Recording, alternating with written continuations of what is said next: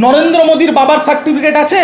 আপনার চ্যানেলের মাধ্যমে চ্যালেঞ্জ করছি, দেশের প্রধানমন্ত্রী নরেন্দ্র মোদী আগে তার বাবার বার্থ সার্টিফিকেট জনপ্রকাশ্যে আনে। এর এত আসপর্দা, এত বড় নেতা হয়ে গেছে যে বাংলার একজন বাসিন্দা যার কাছে ভারতের নাগরিকত্বের সব প্রমাণ আছে, তারপরে তাকে এনআরসির নোটিশ পাঠাচ্ছে। এর আমরা শেষ দেখে ছাড়ব। নির্বাচন কমিশন, কেন্দ্রীয় নির্বাচন কমিশন বিজেপির কথায় বলছে, একটা মানুষের কাছে যদি প্যান কার্ড থাকে, একটা মানুষের কাছে যদি ড্রাইভিং লাইসেন্স থাকে, একটা মানুষের কাছে যদি পাসপোর্ট থাকে, একটা মানুষের কাছে যদি আধার কার্ড থাকে, বলছে তাও আমরা মানব না, এরা দেশের নাগরিক। তাহলে কি থাকবে?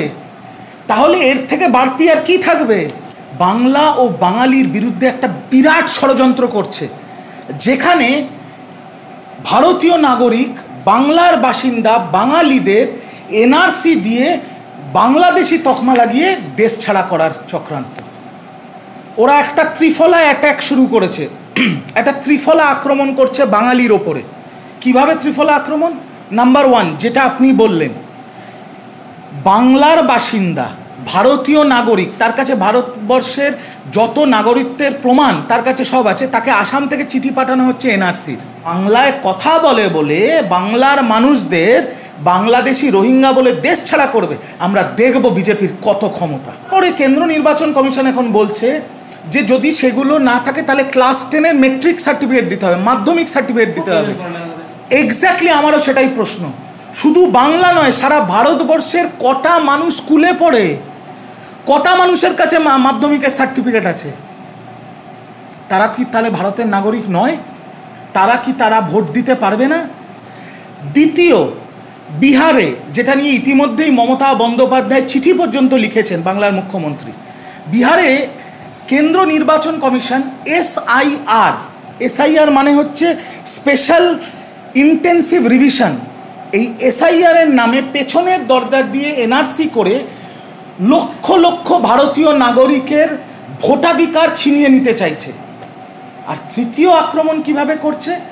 বাংলার যত পরিযায়ী শ্রমিক আছে, সে হিন্দু হোক, সে মুসলমান হোক, সে কলকাতার হোক, সে দার্জিলিং, কুচবিহার, মুর্শিদাবাদ বা বনগাঁর হোক, তারা যখন বিজেপি শাসিত রাজ্যে কাজ করতে যাচ্ছে, যেহেতু তারা বাংলা ভাষায় কথা বলে, তাদেরকে রোহিঙ্গা বাংলাদেশি বলিয়ে বর্ডারে নিয়ে গিয়ে বন্দুক উঁচিয়ে তাদের দেশ থেকে তাড়িয়ে দিচ্ছে বা তাড়ানোর চক্রান্ত করছে। বুঝতে পারছেন কতটা বাংলা আর বাঙালি বিদ্বেষী এই বিজেপি? যে আধার কার্ড যদি নাগরিকত্বের পরিচয় না হয় তাহলে এই আইডি কার্ডের মানে কি? আমি মানুষকে প্রশ্ন করব, কেন তাহলে কেন্দ্র সরকার চাপ দিয়ে আধারের সাথে ভোটার কার্ড লিঙ্ক করতে বলেছিল? আসাম থেকে চিঠি, তা উনি বলছেন যে উনি কোনোদিন, ওনার বাবাও গেছেন কিনা ওনার জানা নেই, উনি কোনোদিন আসামেই যাননি। আমি তো সেটাই বলছি, এই হেমন্ত বিশ্ব শর্মা আসামে মুসলমানদের মসজিদের ওপর বুলডোজার চালাচ্ছে, কবরস্থানের ওপর বুলডোজার চালাচ্ছে, মাদ্রাসার ওপর বুলডোজার চালিয়ে দিচ্ছে, হিন্দু মুসলিম করে পুরো আসামটাকে দুভাগে ভাগ করে দিয়েছে হেমন্ত বিশ্ব শর্মা। তারপরে এর এত আসপর্দা, এত বড় নেতা হয়ে গেছে যে বাংলার একজন বাসিন্দা যার কাছে ভারতের নাগরিকত্বের সব প্রমাণ আছে, তারপরে তাকে এনআরসির নোটিশ পাঠাচ্ছে। এর আমরা শেষ দেখে ছাড়বো। দাদা রিজুদা, আপনি শহর কলকাতার মানুষ, আপনার জন্ম সার্টিফিকেট থাকতে পারে, আপনার বাবা মায়ের জন্ম সার্টিফিকেট থাকতে পারে, কিন্তু এরকম লাখ লাখ মানুষ গ্রাম বাংলার আছেন যাদের বাবা মায়ের জন্ম সার্টিফিকেট নেই, অনেকের হয়তো নিজেরও জন্ম সার্টিফিকেট নেই। তারা কি তাহলে ভারতের নাগরিক হিসেবে নিজেদের যে সাংবিধানিক অধিকার, সেই সাংবিধানিক অধিকার ভোগ করতে পারবেন না? এবং তারা কি মানে আবার যদি বাংলাদেশ থেকে এসে থাকেন 50 বছর বা 60 বছর আগে, আবার তাদের সেই দেশে ফেরত পাঠানো হবে, পূর্ব পাকিস্তানে?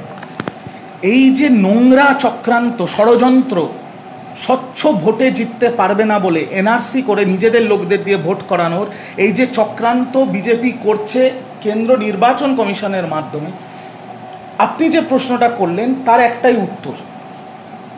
নরেন্দ্র মোদীর বাবার সার্টিফিকেট আছে? একটাই প্রশ্ন আমার, দেশের প্রধানমন্ত্রী নরেন্দ্র মোদী কি তার বাবার বার্থ সার্টিফিকেট দেখাতে পারবে কেন্দ্র নির্বাচন কমিশনকে? এটাই আমার প্রশ্ন। আমাদের নেত্রী বাংলার মুখ্যমন্ত্রী মমতা বন্দ্যোপাধ্যায় তিনি স্পষ্ট বলেছেন, একবার নয় বারংবার, যে পুরনো দিনে বহু মানুষের বাড়িতে ডেলিভারি হয়েছে। আমরা তো কলকাতা শহরে দেখি, কলকাতা শহরেও বহু মানুষের বাড়িতে ডেলিভারি হয়েছে, বার্থ সার্টিফিকেট পাবে কোত্থেকে?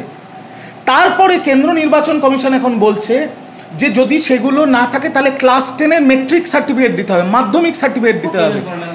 এক্স্যাক্টলি আমারও সেটাই প্রশ্ন। শুধু বাংলা নয়, সারা ভারতবর্ষের কটা মানুষ স্কুলে পড়ে, কটা মানুষের কাছে মাধ্যমিকের সার্টিফিকেট আছে? তারা কি তাহলে ভারতের নাগরিক নয়? তারা ভোট দিতে পারবে না? আর একটা কথা আমি বলছি, কেন্দ্র নির্বাচন কমিশন এখন বিহারে যে নাটকটা করছে, এই নাটক এরা বাংলাতেও করবে। আমি আগের থেকে আপনার দর্শককে বলে রাখছি, এরা একটা নতুন 11টা ডকুমেন্টসের লিস্ট দিয়েছে, যার মধ্যে আধার কার্ডকে গণ্য করা যাবে না যে আপনি ভারতবর্ষের নাগরিক বলে। তো আমার একটাই প্রশ্ন এই চ্যানেলের দর্শকদের, যে আধার কার্ড যদি নাগরিকত্বের পরিচয় না হয় তাহলে এই আইডি কার্ডের মানে কি? আমি মানুষকে প্রশ্ন করব, কেন তাহলে কেন্দ্র সরকার চাপ দিয়ে আধারের সাথে ভোটার কার্ড লিঙ্ক করতে বলেছিল? কেন সব কিছু লিঙ্ক করতে হবে? কেন মানুষকে লাইনে দাঁড় করিয়েছিল কেন্দ্র সরকার? তাহলে আধারকে যদি কেন্দ্র নির্বাচন কমিশন মানে গণ্য না করে, যদি নাগরিকত্বের পরিচয় হিসেবে তাকে ধার্য না করে, তাহলে আধারের দরকারটা কি? ইনকাম ট্যাক্সের জন্য প্যান কার্ড আছে, ভোট দেওয়ার জন্য ভোটার কার্ড আছে, রেশন তোলার জন্য রেশন কার্ড আছে, বিদেশ ভ্রমণের জন্য বা বিদেশ যাত্রার জন্য পাসপোর্ট আছে। তাহলে আধারের কাজটা কি? তাহলে অবিলম্বে তো এই আধার ব্যান করতে হবে কেন্দ্র সরকারকে। নির্বাচন কমিশন বিজেপির শাখা সংগঠন হিসেবে বাংলার মানুষ এবং ভারতবর্ষের মানুষের পেছনের দরজা দিয়ে বিজেপির নির্দেশে এনআরসি করতে গিয়ে হাজার হাজার মানুষের সাংগঠনিক অধিকার, ভোটাধিকারকে ছিনিয়ে নেওয়ার চেষ্টা করছে। তৃণমূল প্রতিবাদ করছে, মমতা বন্দ্যোপাধ্যায় ইতিমধ্যে চিঠি লিখেছেন। আমি সাধারণ মানুষকেও বলবো এর বিরুদ্ধে গর্জে উঠুন, বিজেপির বিরুদ্ধে গর্জে উঠুন, নইলে আগামী দিনে আপনাকেও বাংলাদেশি রোহিঙ্গা বলে ঘরছাড়া করবে এই বিজেপি। গণতন্ত্রের যে সবচেয়ে বড় উৎসব, গণতন্ত্রের যে সবচেয়ে বড় অধিকার, নিজের ভোট দেওয়ার অধিকার, সেটাকে কেড়ে নিতে চাইছে কেন্দ্র নির্বাচন কমিশন বিজেপির দালালি করতে গিয়ে। এর বিরুদ্ধে সংঘবদ্ধ প্রতিবাদ করতে হবে। দল, মত, ধর্ম, বর্ণ নির্বিশেষে সংঘবদ্ধ প্রতিবাদ করতে হবে। মমতা ব্যানার্জি প্রতিবাদ করছে, তৃণমূল কংগ্রেস প্রতিবাদ করছে, তৃণমূল কংগ্রেসের শেষ দেখে ছাড়বে। আমি সব দর্শককে বলবো, আপনারা যে পলিটিক্যাল পার্টিকে সাপোর্ট করবেন না কেন, আমার তাতে কিছু যায় আসে না। আপনি যে ধর্মের হন না কেন, আপনি হিন্দু, মুসলিম, শিখ, ইসাই যাই হন না কেন, আপনি ব্রাহ্মণ, কায়স্থ, শূদ্র যে জাতের হন না কেন, ভোট দেওয়াটা আপনার অধিকার। ভোটাধিকার আপনার থেকে কেউ ছিনিয়ে নিতে পারবে না, পারবে না, পারবে না। বিজেপি কেন্দ্র নির্বাচন কমিশনকে কাজে লাগিয়ে আপনাদের ভোটাধিকার ছিনিয়ে নিতে চাইছে। দয়া করে এই লড়াইয়ে মমতা ব্যানার্জি আর তৃণমূলের পাশে এসে দাঁড়ান, যাতে আগামী দিনে আপনারা ভোট দিতে পারেন, আপনাদের ভোটাধিকার প্রয়োগ করতে পারেন। এই 8 মিনিট আপনার সঙ্গে কথা বলছি, এর মধ্যে অন্তত 6 বার আপনি বলেছেন তৃণমূল কংগ্রেস শেষ দেখে ছাড়বে, লড়াই হবে, লড়াই আমরা করে নেব, বুঝে নেব। কিন্তু তৃণমূল কংগ্রেস একটা মিছিল করেছে বা একটা বড় কলকাতা শহর হোক বা গ্রামে এই নিয়ে সভা করেছে, দেখান তো যে এই যে এনআরসি করা হচ্ছে তার বিরুদ্ধে পথে কেন নামছে না তৃণমূল কংগ্রেস? আমরা শৃঙ্খলা পরায়ণ দল, আমরা শৃঙ্খলা মেনে কাজ করি। প্রথমে এই নোংরা এসআইআর আর এই নোংরা ব্যাকডোর এনআরসি স্কিম, যেটা কেন্দ্র নির্বাচন কমিশন বিজেপির দালালি করে বিহারে এনেছে, তার প্রতিবাদ মুখ্যমন্ত্রী করেছেন।